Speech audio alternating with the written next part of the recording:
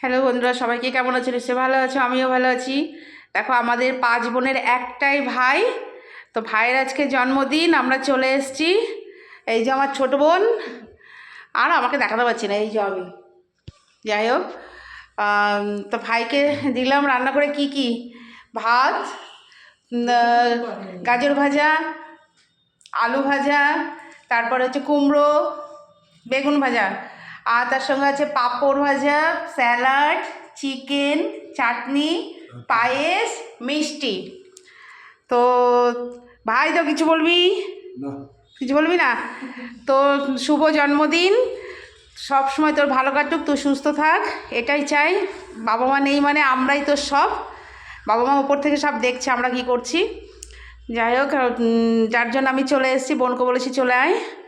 তো ভাইয়ের জন্মদিনটা আজকে পালন করছি, ভালোই লাগছে আমাদের। তো এই যে আমার ভাই, দেখে নাও, ভাইকে দেখে মনে হয় আমার থেকে অনেক বড়, কিন্তু ভাই আমার থেকে প্রায় 8-10 বছরের ছোট। এই যে আমার ভাই, ঠিক আছে।